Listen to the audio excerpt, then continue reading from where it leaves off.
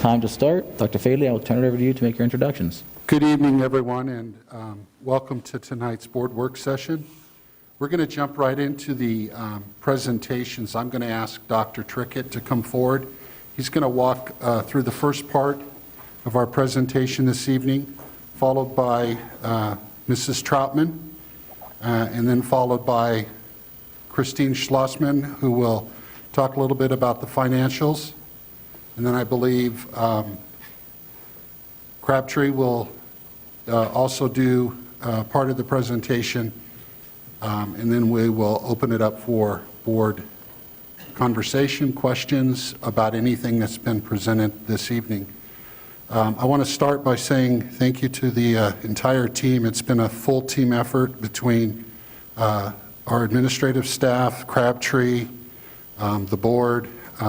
We've been working on this diligently for the better part of a year, and we're very proud of where we are to date, and excited to show you the auditorium and high school renovations as they stand right to this date. So Dr. Trickett, please come forward.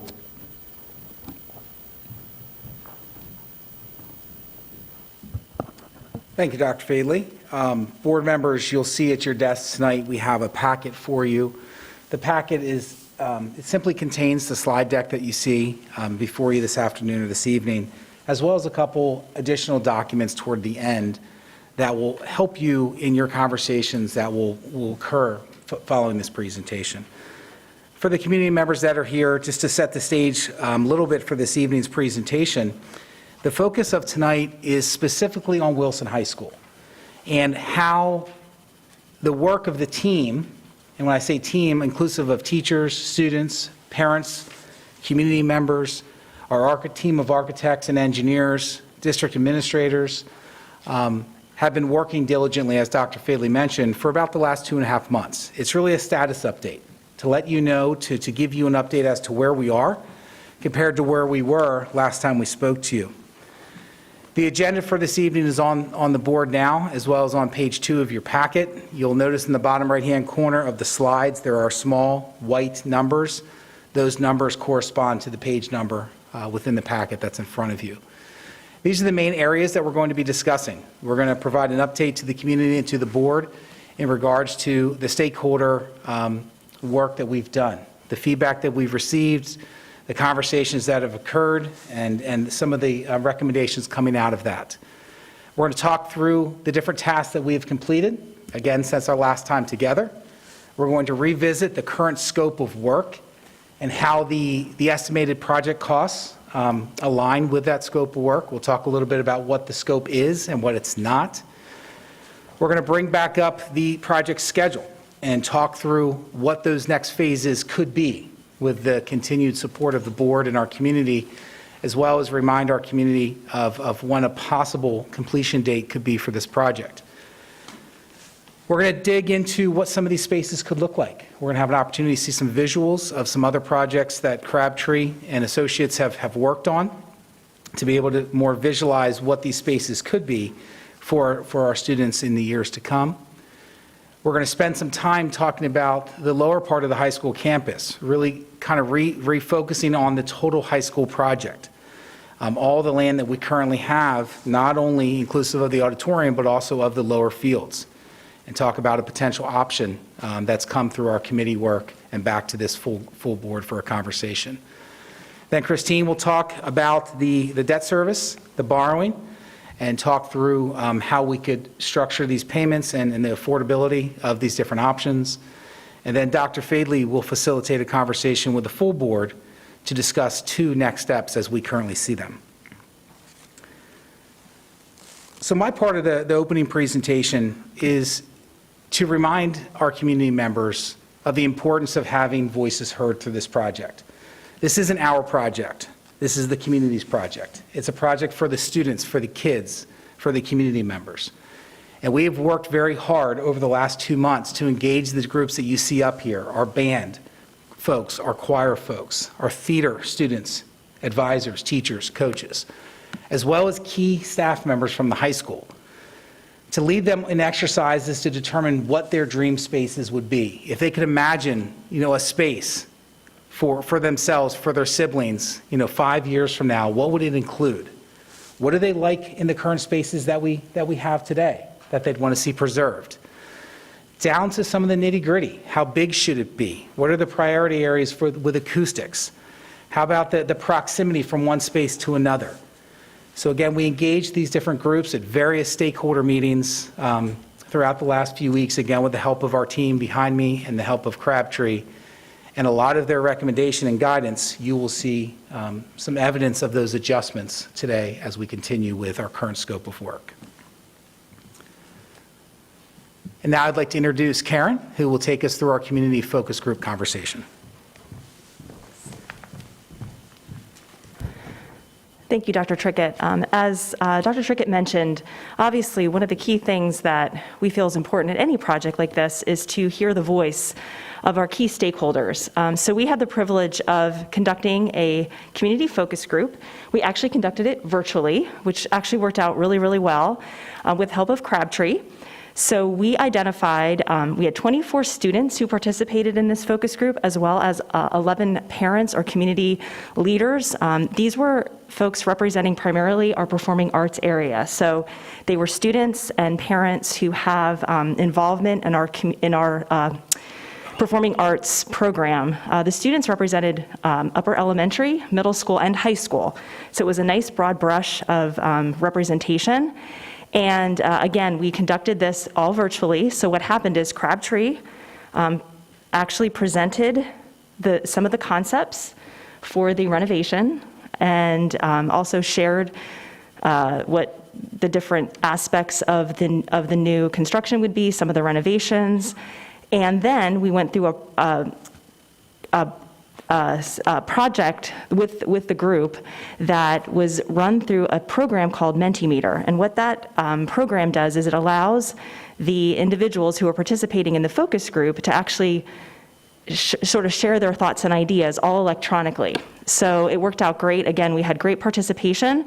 And what was great is we were able, as they were answering the questions, we were able to sort of see sort of their responses in real time, which was fantastic. And then we were able to kind of consolidate all that information and share it with you tonight. And we had some interesting learnings from the group. So I'm just going to share a little bit of that with you tonight. So first of all, we asked them after the presentation by Crabtree, what are your concerns? Do you have any concerns that you might have as a group of stakeholders?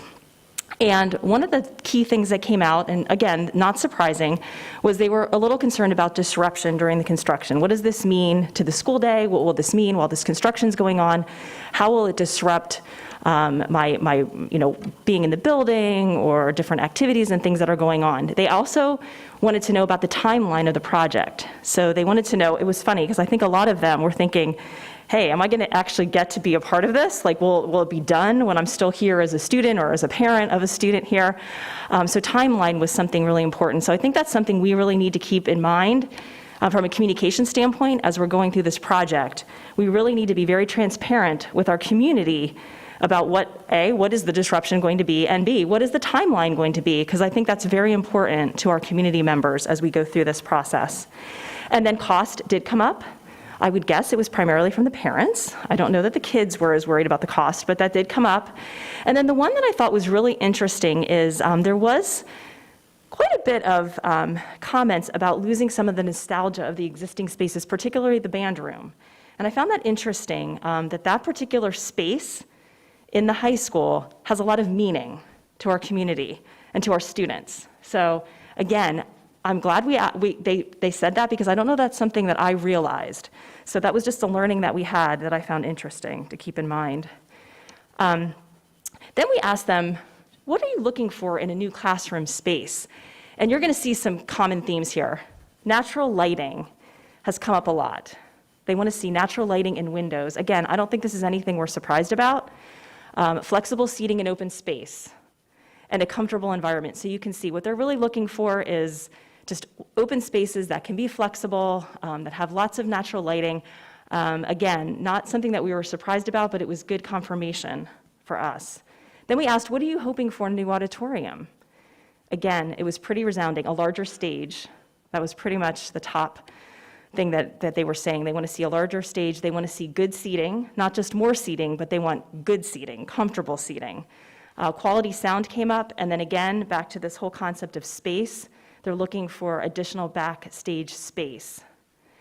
And then we asked, what are you hoping for in a new band, orchestra, chorus room? Again, space, storage, acoustics, lighting. So you're kind of seeing a theme come up, which I think is important for us to keep in mind as we move forward. Then we asked them just some basic open-ended questions, and we asked them, if there was one thing you could change about the high school, and we asked them to use just a few words, and then it populated into this word cloud, and I think it was just kind of interesting. I thought, the lower house, I thought that was interesting that they came up.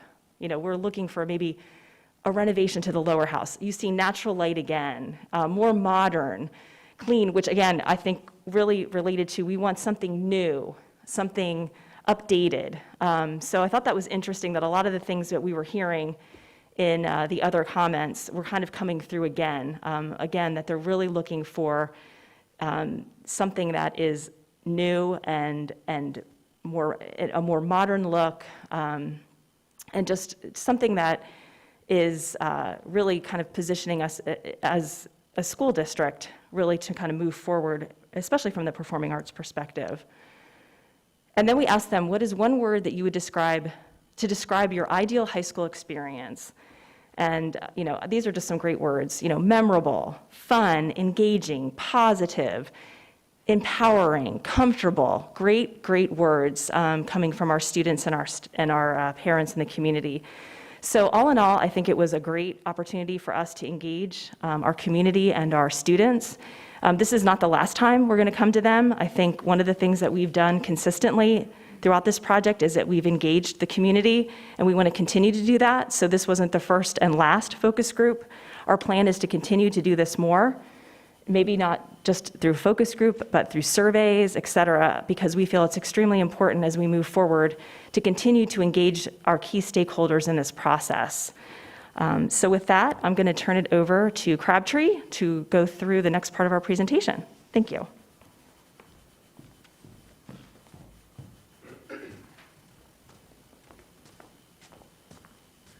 Good evening, everyone. Thank you, Mrs. Troutman.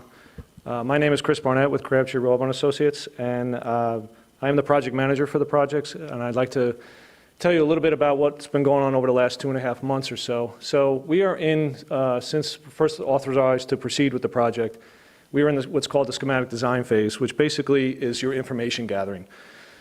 So a lot of meetings. The number one, we set up a schedule where we conduct bi-weekly meetings with the district administrative team. We actually have another one tomorrow. Those have been very productive. The point of those meetings is to go over what we have accomplished, what's set out for the next 2 weeks. We've broadcast that schedule all the way through into November. So we've really kind of laid the foundation, and I'll go over that schedule a little bit here shortly. We performed a building survey to verify existing building conditions and input into Revit. Revit is our 3D modeling program. So when you're all said and done with this project, you'll have a 3D model electronically of your entire building, not just the addition. Civil engineers currently perform site survey to identify correct floor elevations, as well as accurately identify buildings' locations. So these are important because, if you may recall, the proposed performing arts addition connects the two buildings. So it's imperative that we know the locations of the buildings to each other. We can't just go by Google Maps. And two, one of the challenges that you can imagine is there are a lot of different floor elevations between the lower building, which is about 14 feet lower than the upper building. And there are floor elevations in between the 300, 200, and 100 level. So some interesting challenges, but we're, again, as part of the schematic design, we're working through that. Which leads to number 4. We've begun design coordination meetings with consultants, engineers in the district. We've conducted, as Mrs. Troutman said, we've conducted first round of faculty staff meetings with the Performing Arts Department as well as food service and with our consultants. We're currently, our geotech and ground penetrating radar work is scheduled for this week. We are currently transferring schematic design of the proposed floor plan additions into Revit. That's what I mentioned a minute ago. We are solidifying the educational programming needs and goals of the district. I will touch base on that in a little bit as well. And as Mrs. Troutman indicated, we conducted the virtual focus group survey with the community members.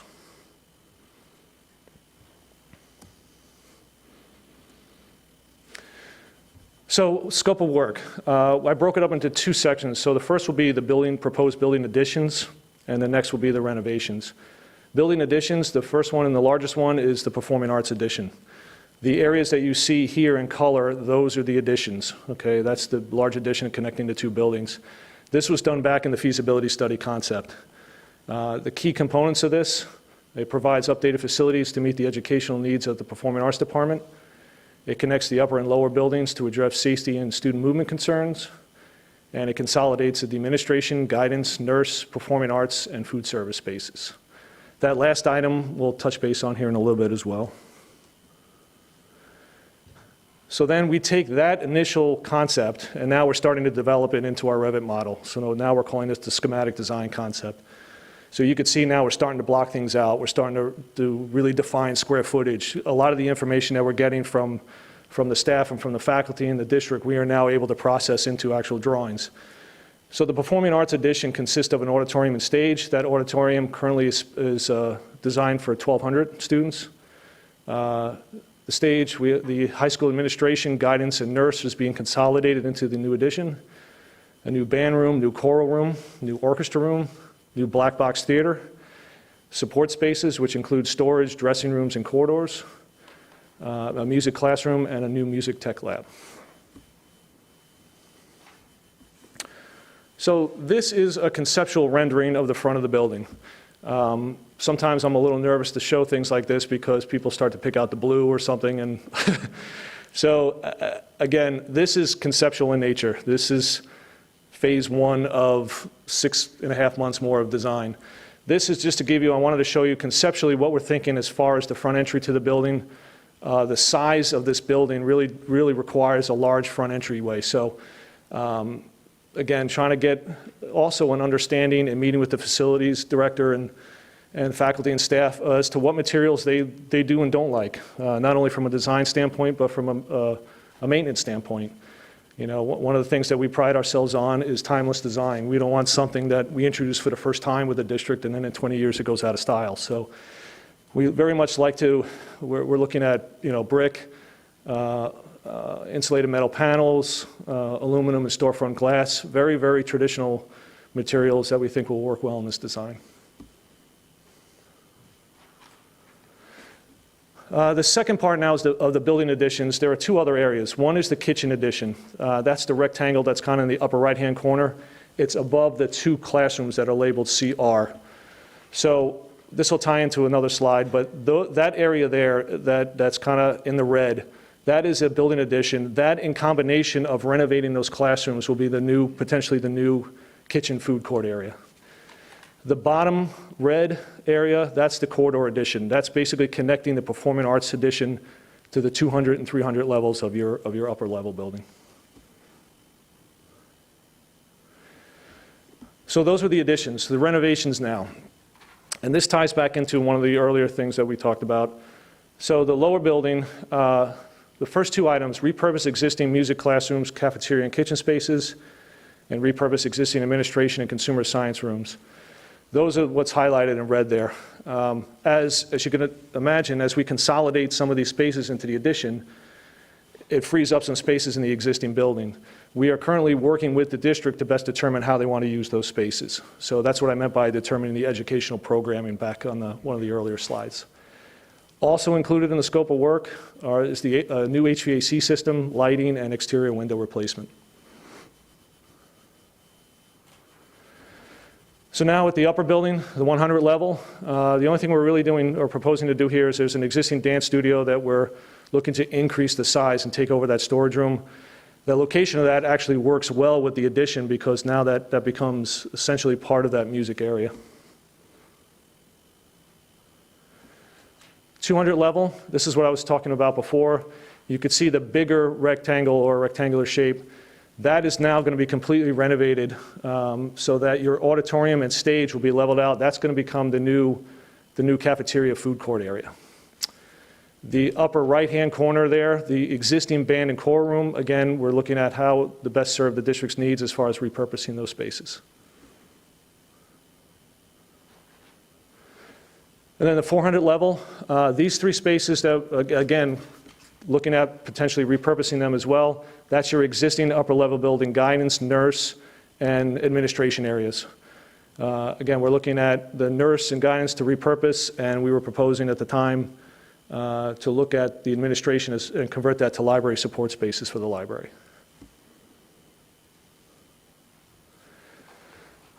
Now estimated project costs. Again, very similar to what we did before. It's broken up into both the first section addition, second part renovations. Now that we've gone into the schematic design portion, we're starting to dive into this a little bit closer now, a little bit tighter. So instead of a general number of cost per square foot, we're analyzing each specific area. So the auditorium and stage is broken out into that number there. Obviously, that's going to have a different cost per square foot than the other spaces because of the amenities between, stage lighting, stage rigging, seating, two-story complex. So that's going to carry a little bit larger cost per square foot. The Performing Arts Addition, that's pretty much the remainder of the addition. The kitchen, that number includes the food service equipment and site work associated with those additions. The second part of the renovations basically broke it out by floors. We have a general number for select demolition. And then the lower building, what we talked about before, where the conversion of those existing spaces, HVAC lighting and exterior window replacement. The upper level 100, that's that dance area. Upper level 200, again, the conversion of that food court and cafeteria area, as well as the existing band room. We looked at potentially converting that to a family consumer science, but again, that is being reviewed. But we broke out numbers again based on each renovation area. And the subtotal is below. Then the next slide is the first, number 3 is just the subtotal from the additions. Number 4, the subtotal of the renovations. Those are your construction costs. And then we put in the soft costs. Those soft costs consist of contingencies, both construction and estimating contingencies, testing that are required per the IBC, building inspections required, any type of regulatory agency fees, building permits, escalation we have in there, especially considering where we are with relation to COVID. Engineering fees, printing, and FF&E. FF&E stands for fixed furniture and equipment. That leaves you with a total estimated project cost that you see there. That is in line with the number that we presented back in January. So we've just massaged that number a little bit, but again, it's still in line with what we had initially per the feasibility study. This next slide, we wanted to put in there because another way we want to clarify what's in the scope is this is called the FCI components, or Facility Condition Index. This is in the feasibility study as well.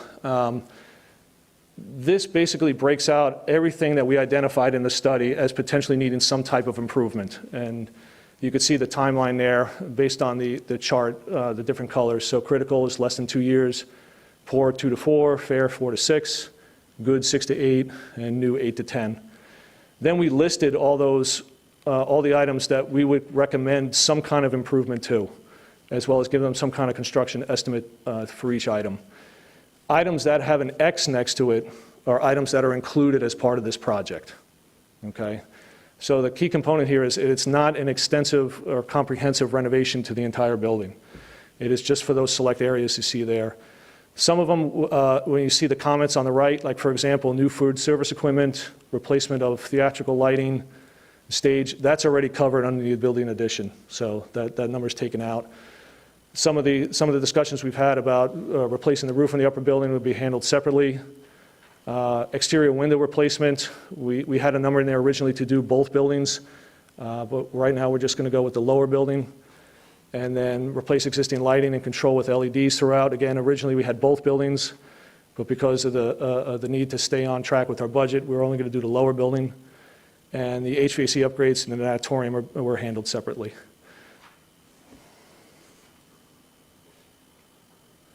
Schedule.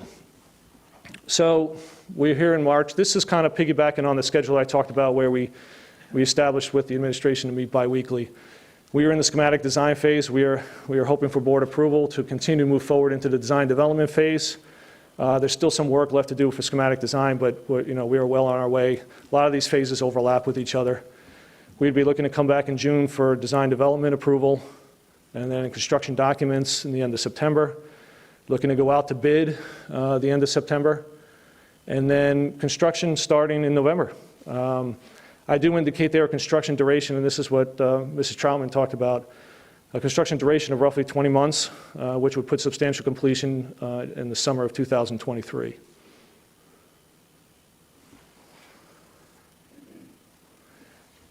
And these are some examples of some of the spaces that are included in the proposed addition. This is one of the black box theaters that's at State College. Some auditorium spaces. The one on the left is State College again. The one on the right is Mountain View Middle School. Band and core room. Key component there is the height, acoustics. This is State College. Cafeterias, different kind of concepts for seating, open areas, lighting. On the left is Lewisburg Area High School.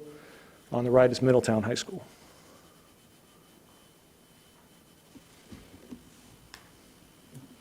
I think that's it.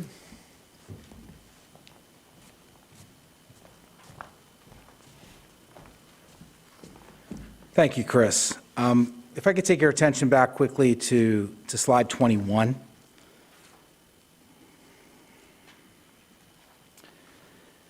So this is a really important image for the community and for our board to be aware of. The yellow pieces that you see up there are identified as kind of decision points, points where we come back to our board seeking authorization to move forward to the next phase.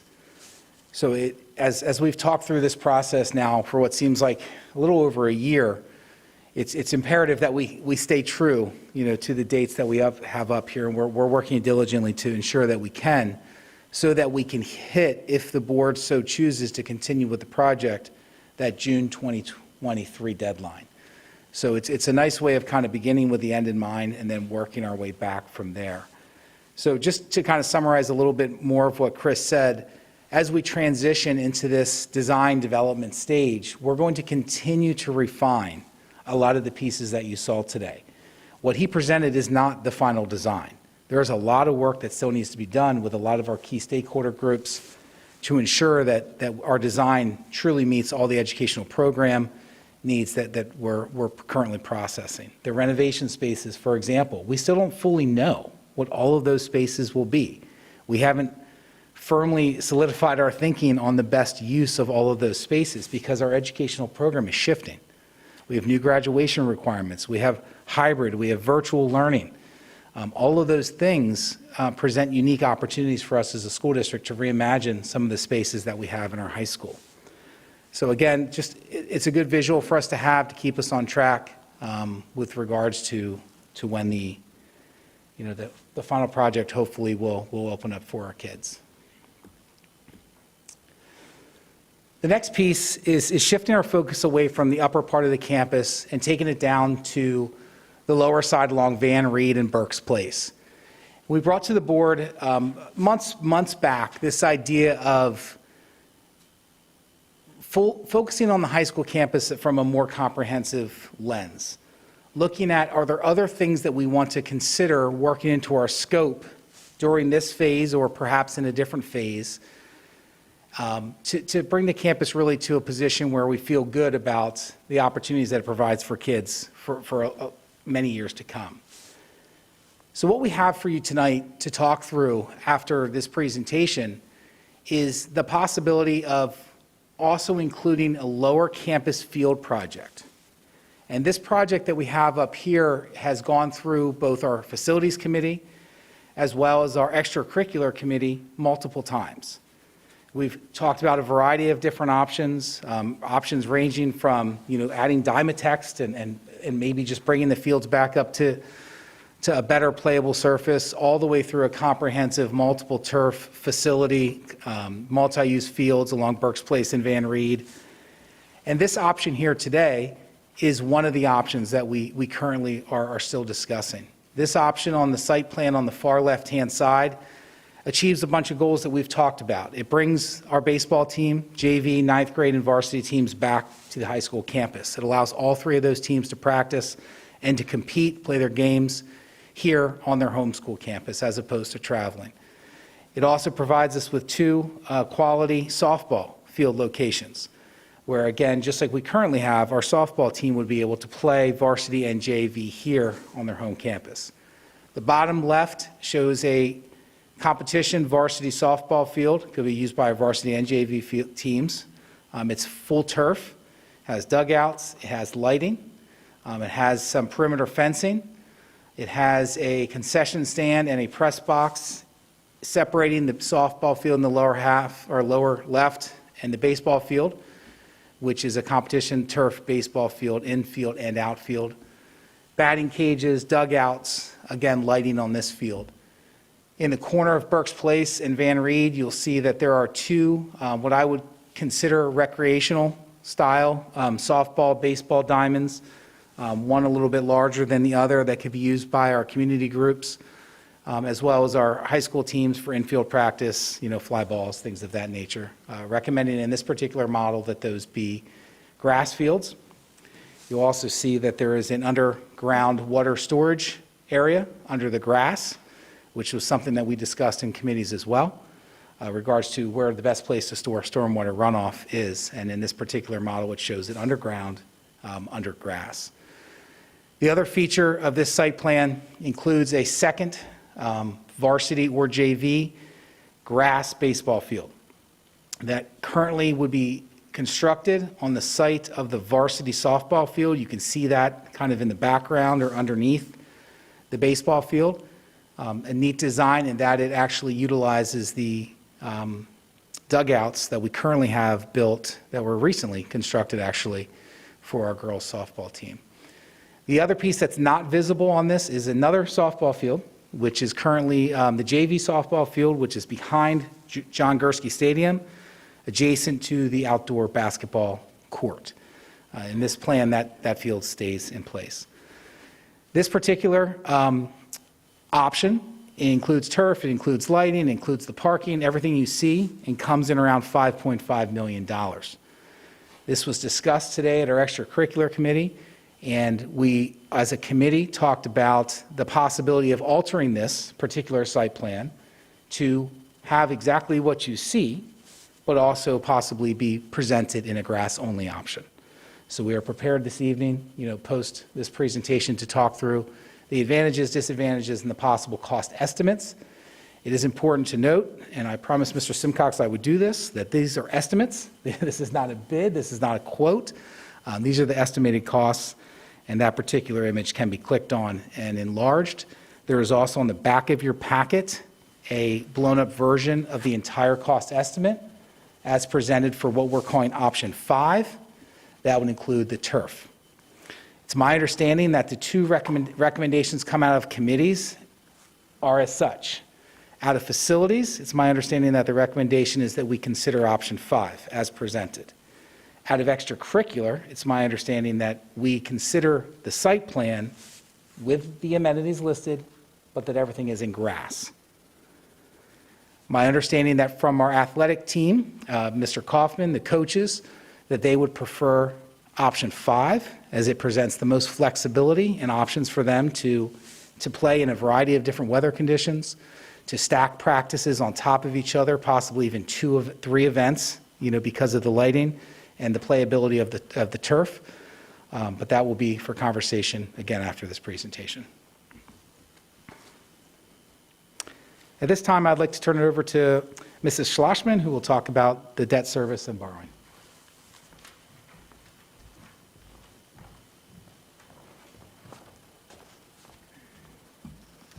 Thank you, Dr. Trickett.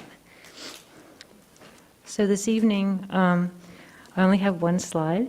I'm sure you're glad about that. So this is a summary of a memo that we received and was shared with the board in the board update last week from RBC Capital Markets and Financial Solutions, who are advisors whenever the district is considering issuing or refunding debt. So just a few points to highlight here is that our existing total debt service currently is $72.8 million, maturing in 27-28. Our annual debt service payments, or what we like to call run rate, is currently $10.9 million. That's already built into the budget year over year. We do have an additional borrowing capacity of approximately $170 million. Currently, interest rates are low for issuing debt. I asked them if we went out to the market today, it would be approximately 2 to 2.5%. New borrowing of $40 million would just require a short restructure of our existing debt, and it would extend the debt by 4 years to approximately 11 years total all-in of our debt. And our current run rate can be maintained at $10.9 million. This can be structured that if we would have a phase 2 of potential projects that would possibly even go up to $110 million or anything less than that, we would extend our debt to a total of 23 years, and we can maintain the current run rate of $10.9 million. In doing so, we would still maintain our favorable debt rating of AA, which is a highly desirable rate to have in the municipal market. So the takeaway here is that the level of debt, the run rate, and the term is affordable for the district and is comparable to other districts as referenced in the memo that was sent to you from RBC and Financial Solutions. Thank you, and I think I will turn it over to Dr. Faley.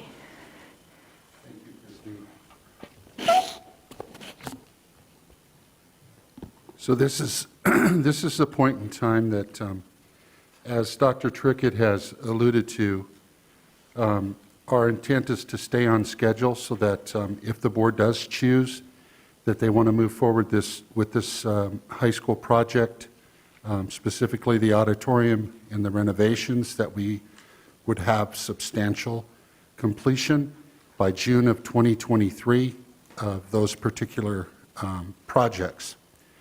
In order to do so, the next decision point is March 15th on the schedule, and we would plan to bring an agenda item forward to the board for the board to authorize moving into the design development phase of the project. Again, this does not commit the board to build the project. It just commits the board to the next phase, where we will continue to refine the project, looking at our existing spaces. Some of the spaces that you saw in red this evening will be fine-tuned. This is also the phase of the project where we start to look at the overall, start to get in towards the end of the design development, the value engineering components of this project, because we haven't talked about that yet.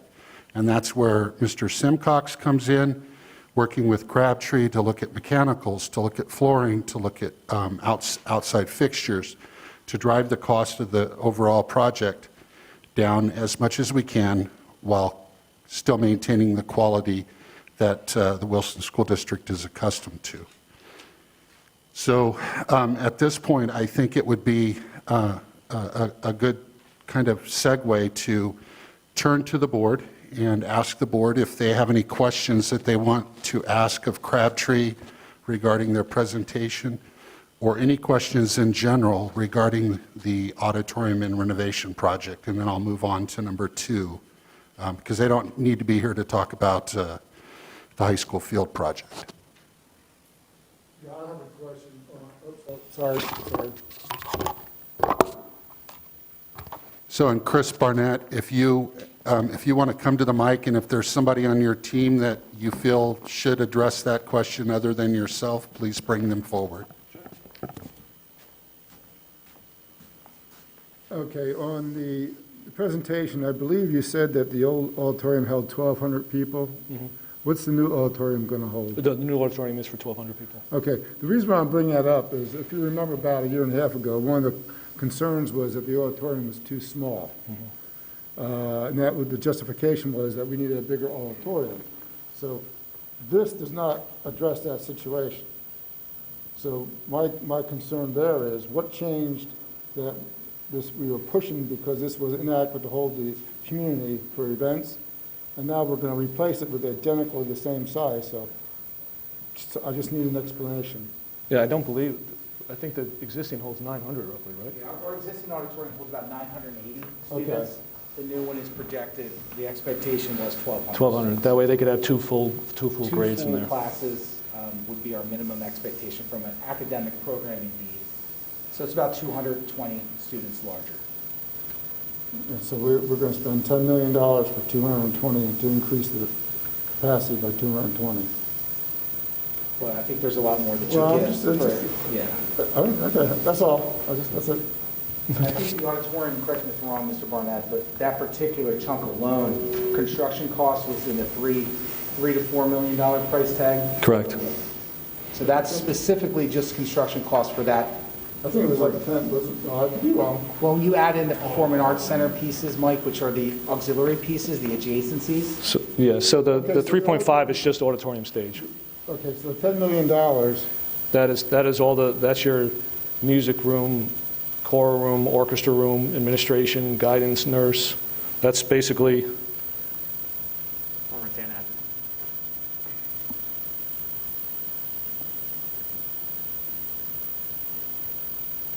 that's basically all those spaces you see there minus the auditorium stage. okay. Chris, just to clarify, because we still are in the schematic design phase. Correct. One of the things that could be done is the auditorium could be designed to seat more individuals, and we potentially, and we could look to recoup some of those costs in other areas of the project as we go through value engineering. So I guess, is the initial footprint only going to be big enough for 1,200, or could it be expanded to be Yeah, and that's, larger? to your point, Dr. Faley, that's one of the things that we're continuing to work with the administration. Right now, the goal, I believe the goal was between 1,300 and 1,500, but that was significantly larger than what we had estimated. But if we were able, it's always a balancing act. If we find areas that we could delete from to add to get the best interest of the district, we will do that, absolutely. So just to cut to the chase, if the board said they wanted the auditorium designed to hold more, you could design it to hold more, and we could potentially eliminate some of those red areas Correct. that were unused at this point. Correct. Yep. And I just want to make a comment about the spaces behind the scenes. I mean, if you've been in theater or any of the performing arts, there's a lot of waste when you build sets and you have nowhere to store them. You have to rip them down, throw them out, rebuy materials. And then if you have multiple plays or musicals going on at the same time, you need that space for practicing, for all those other things. So it's one of the challenges that we have today that would be extremely helpful to have. The auditorium space also includes a fly loft system, and it also includes an orchestra pit as well. Just the capacity, because there was a big push to increase that capacity, and I don't see well, anyway. Okay. Other questions from the board? No, there's no storage. The area that's that P, that we're basically, that's kind of your support spaces. We've just blocked out the square footage, but there'll be dressing rooms, there'll be stage storage in there, prop storage, all that. We've just blocked that out. The same as you see, like the A for administration, the G for guidance. We haven't laid out offices yet. That'll come in the next phase. Too much space for storage isn't a good idea, because if some people have been down there, they had stuff, when we went down about 2 years ago, there was stuff like 15 years ago, they just keep piling it in and piling it in. And just to kind of go off of that, the admin and guidance and nurses, Mhm. that could, right now, we at least have 2 locations for our admin, correct? We have upper and lower. Correct. So this will kind of. This will consolidate it. Everything. Correct. into one location. Yep. You'll have a secure vestibule in the middle and admin to one side and guidance to the other.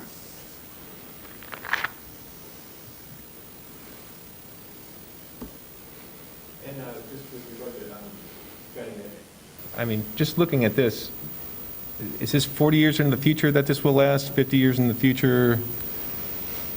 I mean, what does this set us up for going forward? It seems like we have outdated things that haven't been touched in many, many, many years. Yeah, the goal is always to look at 40, 50 years down the road. Okay. Yeah, and I think that's a lot of part of the discussions, what Dr. Tricker was saying, is how to best utilize some of those other spaces to tie into what we want to do, with the school as a whole. How do we want to address it, not just for now, but for years to come?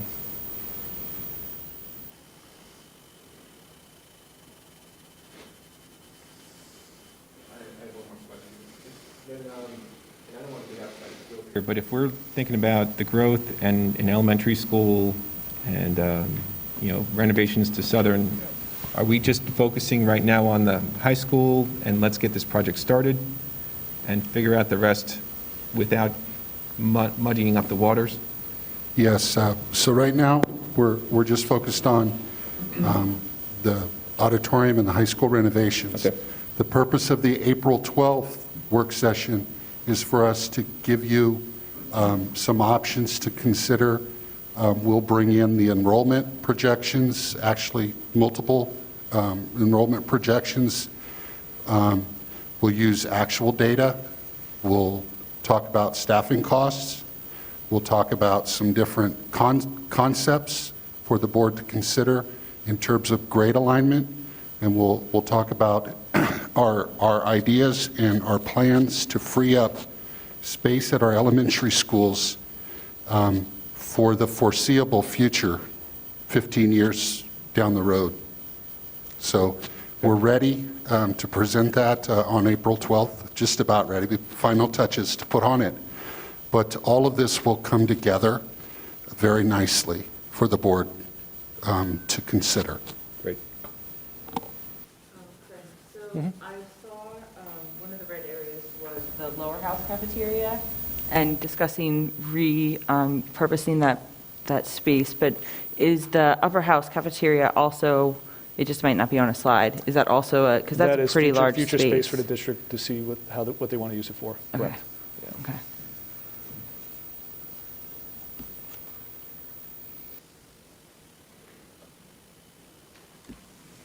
Actually, I have two questions. First of all, with obviously, sorry, slide 10. The addition or whatever, jutting out further into the parking area, are there any parking concerns we have, capacity concerns we have, or has that been looked at? That does fall under the site work cost that we are going to have to reconfigure part of that parking lot. Okay. The other area that we're also looking at is, obviously, there's a concern about parking and then relationship to getting to those side of the fields. So we are looking at, with the district, looking at how to address that in the best way. But included in the cost is renovation work to the parking areas. I mean, how is our I don't have a good, are we feel like we're at capacity now? We have extra parking like now? How do we feel right now in terms of our parking situation? Dr. Trickett, do you want to speak to the parking that you're most familiar with? I think from a former high school principal, I will tell you, parking is always something that, as a high school principal, you want more of. But I do believe by doing these additions, our parking will be adequate for the needs of our students. Yeah, definitely, as more and more students come to the high school, you have more and more student drivers. So currently, we do not have enough spots in our main lot, what I would refer to the main lot, for just student drivers. So our overflow is the Bulldog Field lot. So we have students that park in the main lot, about 200 and, I'm looking at Jeff here, maybe 230 spaces in the main lot, and then probably an additional almost 200 spaces in Bulldog. The challenge would not be students or staff. The challenge would be our evening events. So I think a good question would be for Chris and his team to work through is how many spaces would we lose through a project like this? Is it 10, is it 30, is it 50? That's also a concern that the high school administrative team has as well. And then would you have some ratio if, like I said, if we're going to have a 1,200-seat auditorium versus a 1,600-seat auditorium? What does that mean in terms of cars and? Yeah, but there's actually a code requirement for, you actually take the number of seating, it's equivalent to the number of parking spaces required. Same thing with the gym, especially if you're going to have, multiple events where you potentially have a lot of overflow. We have to meet the certain code requirements. That'll come in that design development phase when we get all that site plan information. So we'll be able to count parking spaces, see how many the district has, see how many they need, see what's required per code. Okay, so do we have any thoughts on what is our options if we don't have enough spaces? Well, I think that's what we're going to look at next. Okay, so there might be an additional component here we have to factor into costs. I mean, I do have a lump sum in there for site work to cover that, and we will just have to refine that number as we get that final count. But the cost is in there. We have trucks, when we have like deliveries, how's that gonna work? I'm just trying to, if we're gonna block off that entrance, how we can get stuff tied to the field? I mean, I guess I'm trying to envision this now. They'll come off of Grandview, Mr. Martin. The trucks, the loading dock, you can see the one truck backed in there. That's just, again, in this particular schematic drawing. But that particular truck would come from the Grandview entrance down past the tiered lot, down past the tennis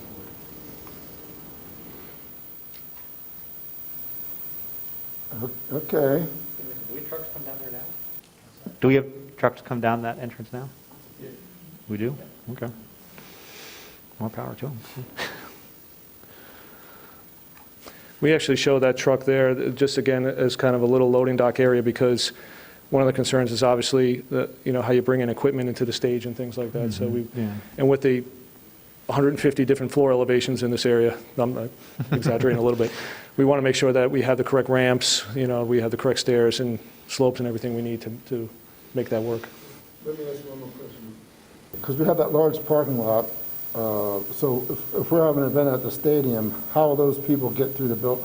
What's going to be the way for those people to navigate to the field? Well, that's what I was saying before, that we're going to talk about with the district. It might mean that we have to go through that main entrance and block off so they can't get to the rest of the building. It might mean to create a little courtyard there where that connection is, and we could design that well to have a lead in into that other area. So that is something we were looking at with the district. Because that concern was raised. Well, I prefer people not being in the building, but whatever makes sense. So does that addition piece connect on this closer side as well? Because in the slide before this, it looks like that all is filled in. Yeah, with this is space. refined, so that, in the previous slide, under the feasibility study, we were actually taking over some of the existing spaces. Right. But now, as we started to get into it and started to get a little more refined, we don't have to. Okay. So again, that created that opportunity for the district to utilize that space as they see fit, but But you still have the main entrance as that central area there? correct, Okay. correct. Because then that would also, I would have concern at like the beginning of the school day with all those students funneling in that one little space. Well, this, I don't think I have a cursor here that could, oh, right here. That would be the main entrance, Okay. that area, and that is over 25 feet Okay. wide. So again, the scale is a little misleading, but these are some, I mean, if you could figure that auditorium is for 1,200, some of these corridor spaces, we really tried to take into consideration not only the size of the spaces, but the traffic flow from the upper building to the lower building, especially when you could dump out of the gym and the auditorium. So some of the commons areas are fairly large. Okay.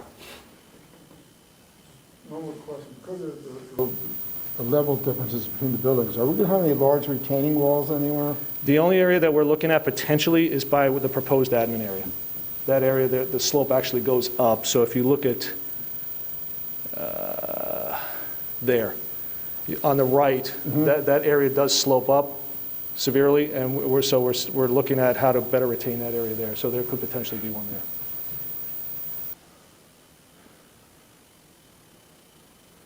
But again, as soon as we get that site information, we'll have a better idea.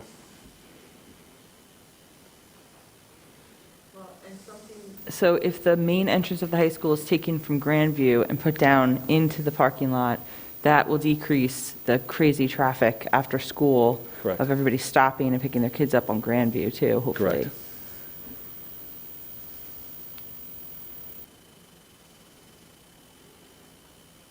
One of the pieces, Mrs. Cocker, that we do anticipate staying post-pandemic is a staggered release at the end of the day of our high school students.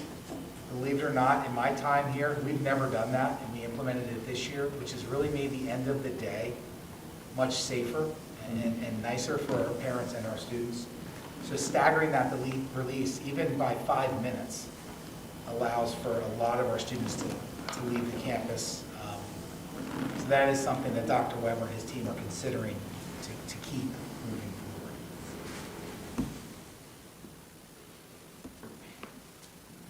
Any other questions before I dismiss Crabtree? I don't know if it's a question, but, I mean, obviously, as you mentioned, there's a number of red areas that remain undefined, I would just say that just because we have space doesn't mean we need to fill it right away. I would really encourage the administration to think about, if we don't have a need for it, keep it, up to code and everything like that, but I don't think we need to fill every space with something that, again, as education changes over the next 5-10 years, that we could fill it in later, so. Well, and to your point, the costs to renovate it are in there, so they could be backed out. It's a lot easier to do that than the Yeah. other way around, so. So I would just say we don't have to fill every space just to fill it. I would- Yeah, and we've had that conversation, Sean, about making sure that the spaces that are in red, that are not designed yet, that we don't just design something to fill it, Yeah. because there may be other, that may be a cost savings that we could address internally down the road. But we do want to make sure that when we do this project, that we do meet the needs of the high school that are currently existing and into the very near future.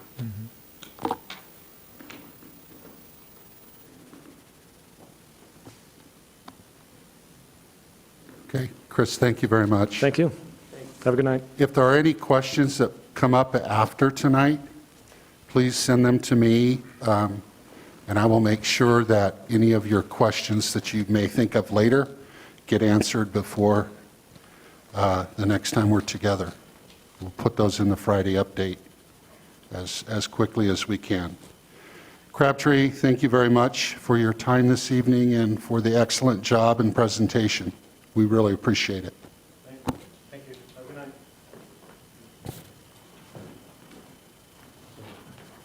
John, I'm just looking for some direction, thumbs up, whether or not to move forward on March 15th agenda. So I guess what I need to know is just thumbs up or thumbs down on whether to move forward to our next decision point, which is March 15th with this first item, the auditorium and design renovations at the high school.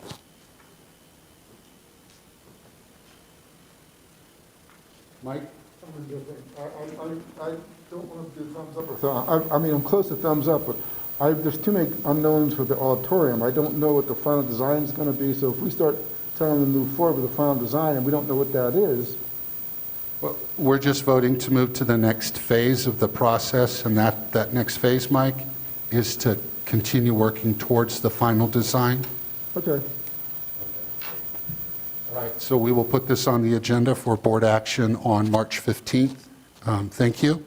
The next conversation has to do with the high school field project, and I thought Dr. Trickett did a nice job of really outlining the conversation this evening in terms of what the recommendations were coming out of committee.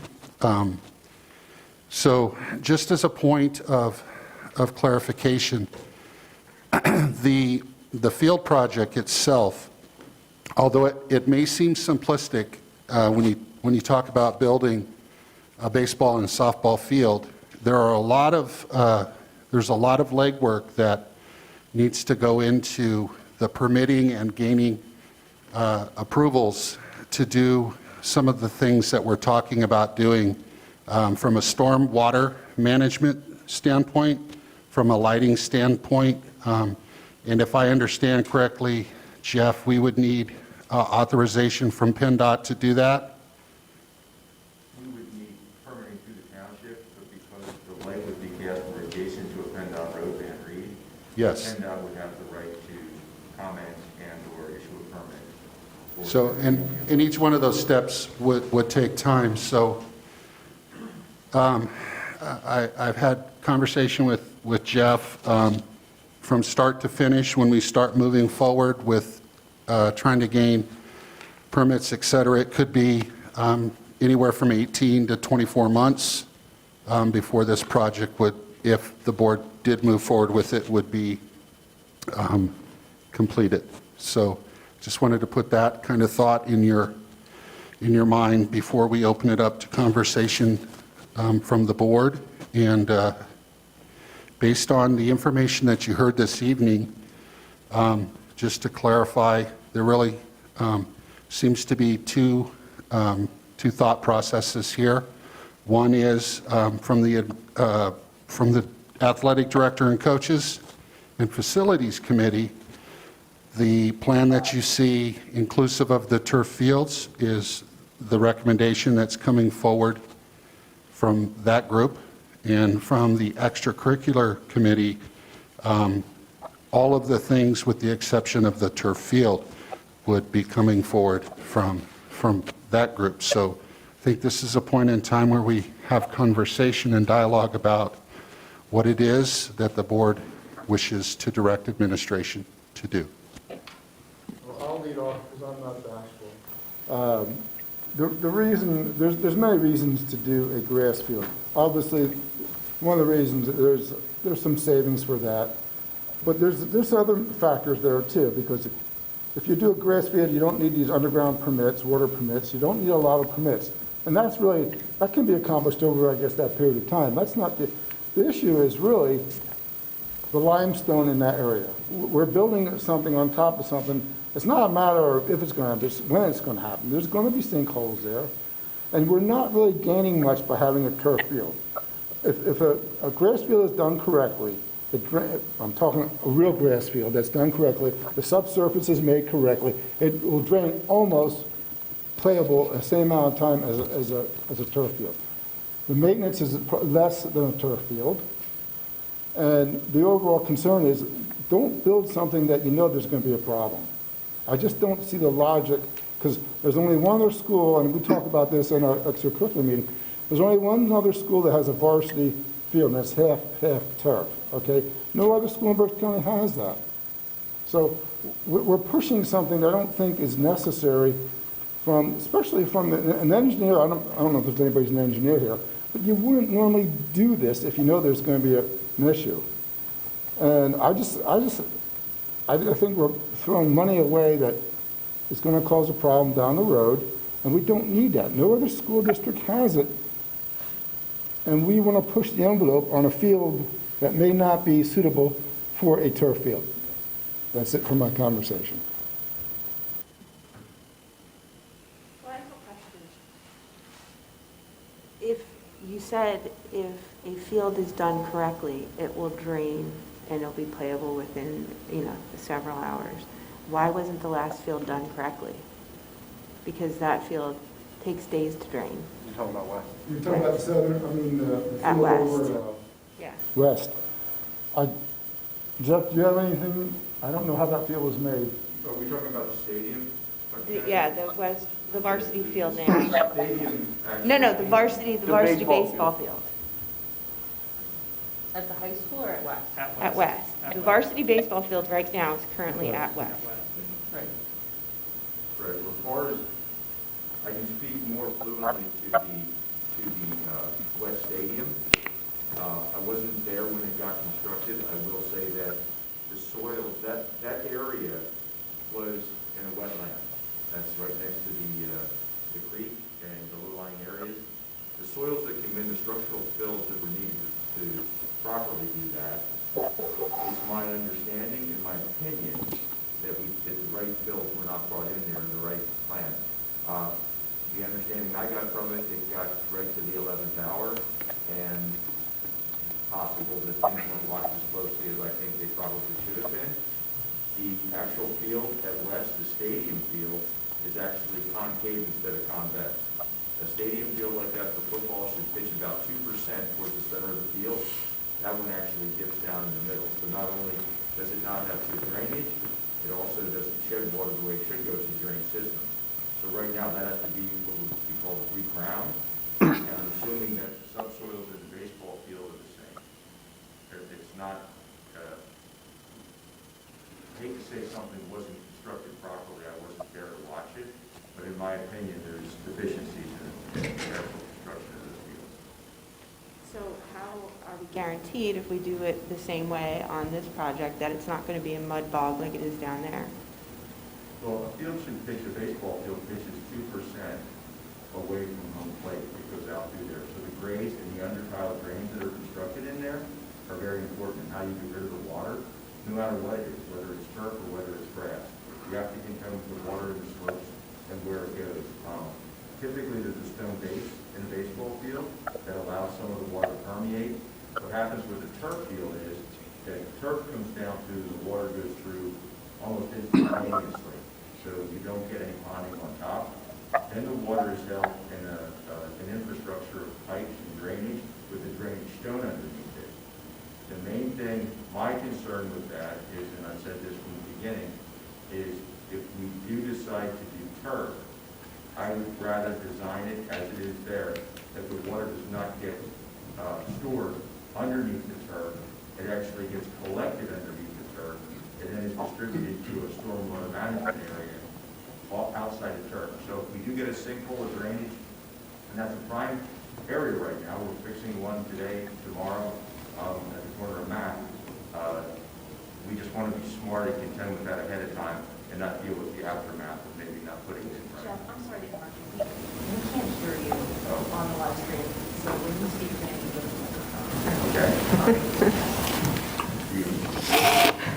May I comment?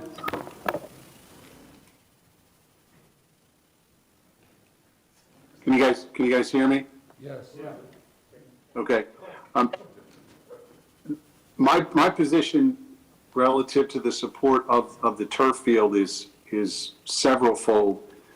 One, we made some renovations back in 2013 that accommodated just about every outdoor sport that would not be impaired at all when it comes to weather conditions. And most of those sports are fall sports. You've got your spring sport in lacrosse, where traditionally spring sports, especially in the Northeast, as you can see that there's still snow on the ground today, and it's the first day of spring practice, that ultimately puts behind, the baseball and softball program. It is trending in the direction in the Northeast of replacement of fields with turf. I think that's why we are getting the recommendation from both the high school softball and baseball coach, as well as the athletic director, to move forward with a turf design.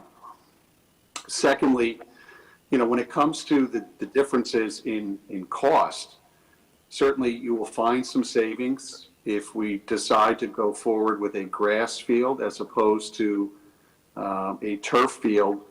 But not to steal Mr. Case's thunder, but as we were discussing this from a facility standpoint, he pointed out that, the construction costs of the natatorium project in 2013 and the construction costs of the renovation to Gursky and the addition of George Mack Field back in 2013 dollars, exceeded $14 million. You add on costs of inflation of about 12% over the last 8 years, and this is still a significant savings relative to those costs. That was, a long-term investment into all of those programs that are not going anywhere anytime soon.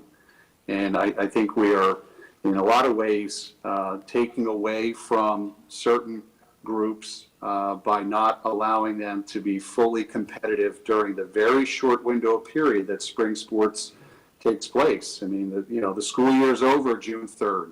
This is the first week of spring practice. We're still going to be dealing with a lot of poor weather moving forward. And although Mr. Martin is correct that, with a lot of grass fields, if done properly, can turn around playing time, you're talking about some of those fields that, baseball that goes into, the summer, where scholastically speaking, we're not really talking about that moving forward. So for that point to be discussed amongst the board, I think should be factored in. And finally, I look at the overall cost that we are talking about investing long-term in the future for this district. We're talking about spending, close to $35 million for the rest of the high school campus. We are talking about potentially spending many millions more on another school construction project. The difference between the cost of turf and the cost of grass over the life of, the bond that we're putting out for these big projects is not terribly significant. And I don't mean to make light of the difference between, 2 million and 5 million. But again, it's about how we're going about paying for this particular project, which, again, extending out the life of our debt service over time when making improvements to, any asset, including in our homes, that is a reasonable expense moving forward. So I think that's in large part why the Facilities Committee is behind this. I spent a lot of time speaking to folks, in the baseball and softball world. I know that Mr. Case did as well. And, these are two sports that are looking to just be on the same footing as the rest of the sports programs that we've committed to here at Wilson. Thank you.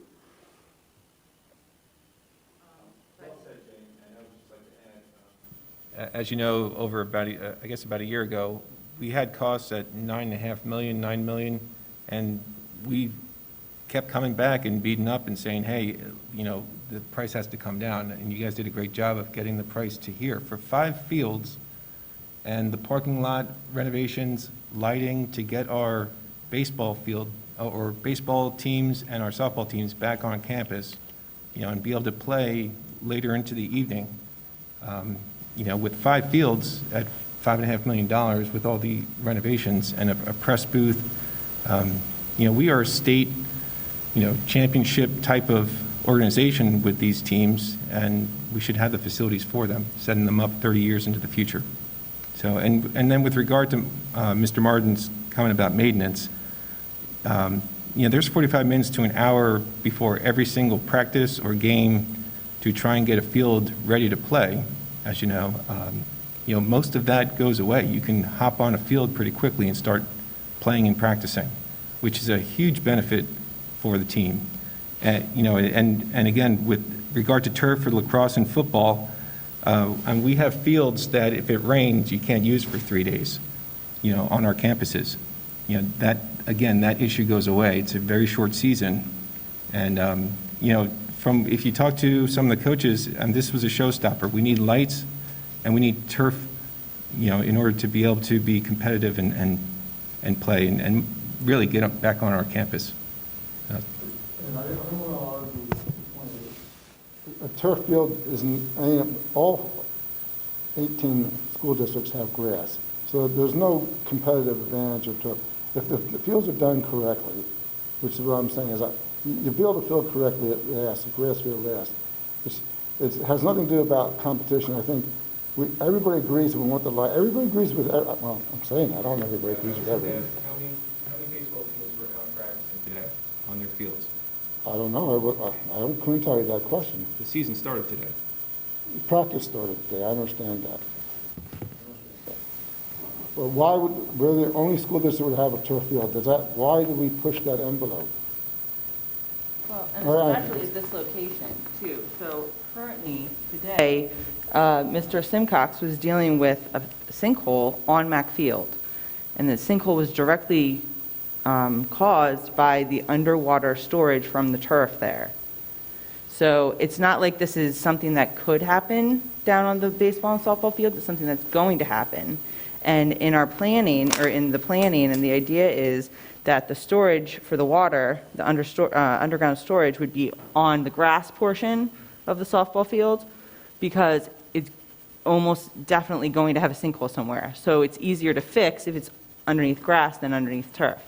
So it's not guaranteed that it won't be on the turf. This area is very prone to sinkholes. How many sinkholes have we had? We had at least 2 since we've been on the board at the football field. We've had a multiple, the one now at Mack Field. There have been multiple. There was a really big one that took a month to fix by the lower house when we first started. This isn't something that, is a concern out of nowhere. If you have grass fields, that takes that extra water storage and extra drainage out of the equation. So it reminds me of the natatorium issues. When they put the natatorium in, later we had to spend how many millions of dollars to fix issues from the initial installation. I don't want that to be the same thing with this project, that we spend the $5 million on this great facility, and then we're constantly fixing issues because we didn't think, we didn't see the writing on the wall that there were going to be sinkhole issues with this field. I think that's where the extracurricular committee is coming from, that yes, give them lights, give them parking, especially parking, because that would help school pickup as well. I think parking is a great idea. Concession stands, bleachers, everything that's here. It's just when you say we need turf, I think it's a difference between need and want. We need to have our baseball teams back on the main campus. We need extra baseball fields because we have more teams than we have fields for. We legally need to make sure the softball is equipped with everything the baseball is equipped with, but we don't need turf. So I think that's just the difference in the argument. I don't think they need a playable surface. So here's the problem, though. The surface they have at West, which is on a floodplain, I can understand why it has flooding issues. The field here, how often is that team that has the baseball field that's currently there, the freshman team plays there, right? Yeah, How often do they have issues where they can't play on it? all the time, every time it rains. Okay, we're going to get into semantics here. If the field's done correctly, I don't know what's underneath that field. I'm just telling you, if the field's done correctly, look at all the baseball fields around the United States that have grass. They're done correctly. I'm not telling you. I don't know how those fields were done. I used to play in those fields. I know what those fields are. Once again, is it a want or a need? We don't have a real good track record of doing the fields correctly. I wasn't a part of that process. We were not, well, there's a different process here. You have Jeff, Jeff knows what he's doing, okay? He knows what a real field looks like. He knows the substrates that go underneath a real field. You can call Penn State Engineering Department. They'll tell you this stuff. I would think that these engineers are smart enough that if they know that there is a possibility for sinkholes, that there's a way that they can design it to negate that possibility. No. You cannot, no. Jeff can even tell you that. You can't do that. So if I could interject, just, it sounds like, listening to the conversation, that there's not disagreement that we need the facility at the high school for our programs. It sounds like the difference of opinion has to do with whether it's grass or whether it's turf. So perhaps, Mr. Hart, we could gauge the board. Of course. If I'm looking at this right, we're looking at about $1 million for the turf cost, right? More than that. Because I'm seeing synthetic turf, softball, synthetic turf, baseball, and it looks like 708 and 234. It is, but if you follow, I have everything here, Chris, I'm good. Just so they can see as Okay. well. Go ahead, you can start talking a while. Okay. Part of it is the actual turf cost of the installation of the turf, you're correct. But if you look down under that, the substrate that's in there, the stone base, the fine grade stone, everything, that all is a prerequisite of the turf. So you've got to take that all into account. So your difference, real cost, I'm going to say is probably about $1.3 million difference between turf and grass. There again, you're putting something into the grass field to make it drain. You've got to be careful too, because if you put finger drainage through a field and collectors, you'll get brownout areas. So you've got to balance it, and you really have to probably pay more attention to the field construction than I'm going to guess was the attention to detail that was previously put over at West.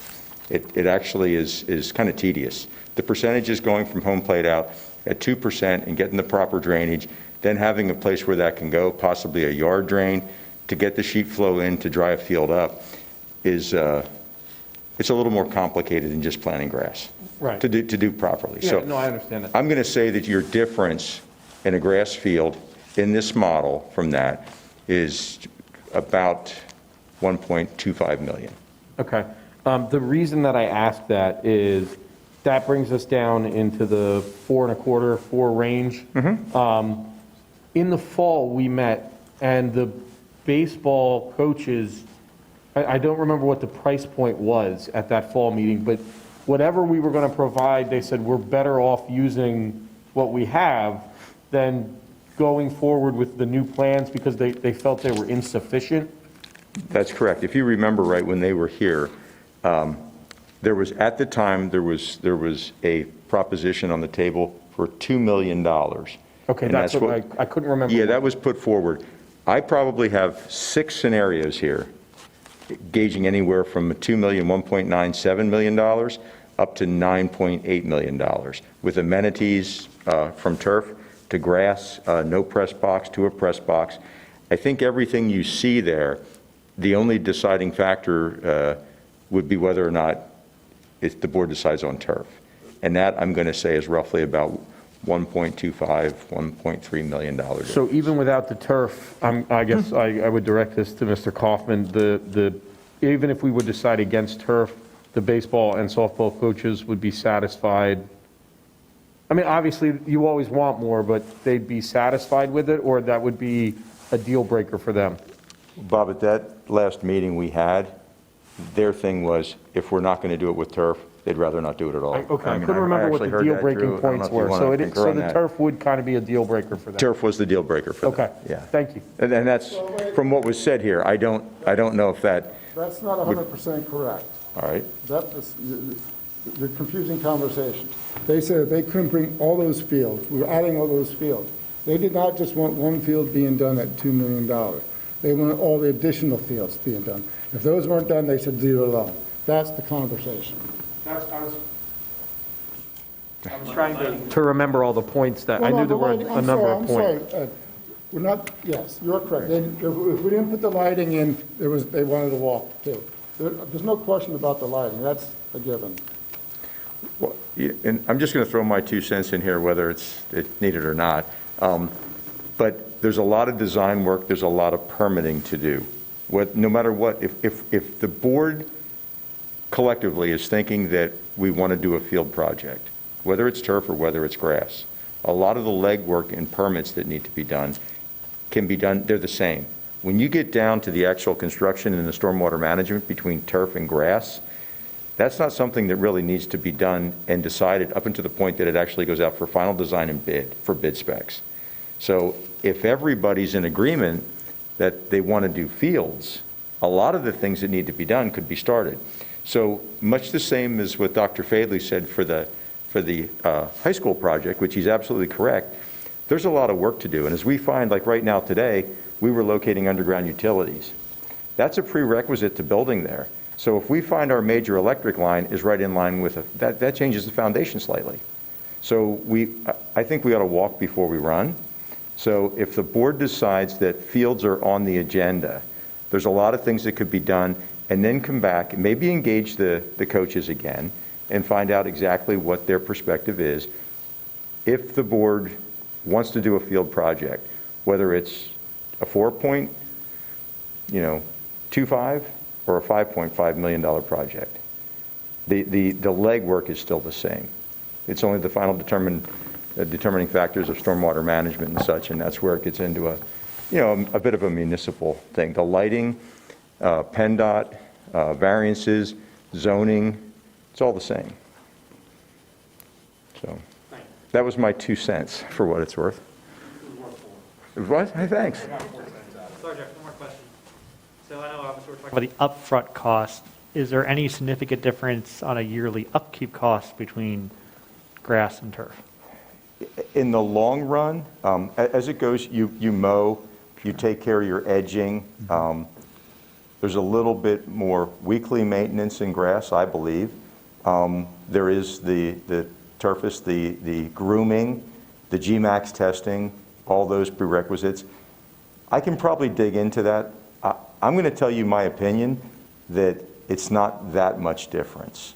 I don't think till you put all the eggs in your basket, with your mowing, your edging, your trimming, your Diamond Tex, either way, but you have to treat and groom. Our guys are doing a fabulous job. turf that should only last, say, 10 years, they're looking at it lasting 14 and 15 years. They really do a good job. We get it groomed, we get it G-maxed, we get it evaluated. So the longevity, how you take care of it, and whether you're mowing or whether you're treating and putting more granulars out on the turf, I don't know that it's a huge difference. Realistically, we would have to put away, at least on a budget line, similar to the other turf fields for replacement, $50,000 a year, or whatever that cost is, or... We've been doing that, Ed, yeah. You've got to look at what your longevity is. Yeah. We're exceeding the expected life on the turf fields, but yeah, you do have to replace it. I mean, you know, that's just, it's part of the deal. So then maintenance and putting topsoil on and top dressing and reseeding, grass. It's a lot of smaller bills. Turf, when you go to replace it, is one bigger bill. But at the end of the day, I'd really have to study on which one, an annual cost once the turf is installed, which one costs more to maintain. I don't know that I could tell you that right now. Probably good information to have. Can do it. I'll go back to my original comment.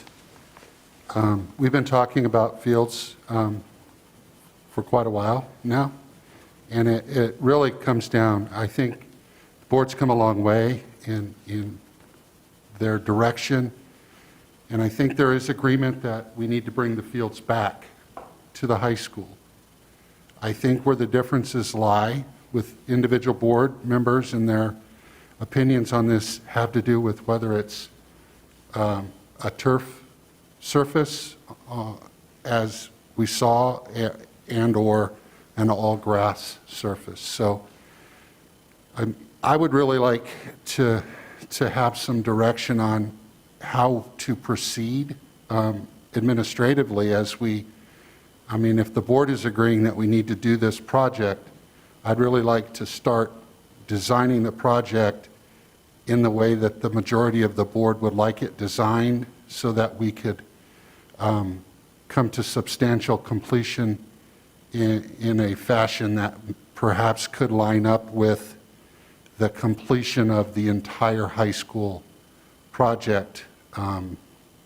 I think that June of 2023 would be a reasonable target, not saying that it can't happen faster than that, but as Mr. Simcox has said, there's a lot of work that can begin if we have some direction. So I would like to know, Mr. Hart, if we could maybe do a thumbs up for turf and a thumbs up for grass, depending on, maybe do turf first. Okay. And then if we don't have the necessary thumbs, then we know our answer. All right, let's do turf first. Thumbs up if you would support turf.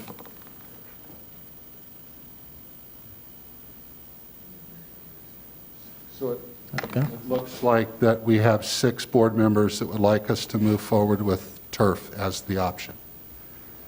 So I will prepare for the March 15th agenda item for board vote, an item that authorizes the administration to begin the design and the permitting necessary to move forward with the turf field option. And Mr. Simcox, Dr. Trickett, and I will work together to bring that forward to the board as quickly as possible. Thank you. What else do you need from us? Is there any other items for discussion in our work session? All right. All right. I move for, you want to? I was just going to thank you, everyone, for your time tonight. We really appreciate the input and value the time that you put into it so far. So thank you.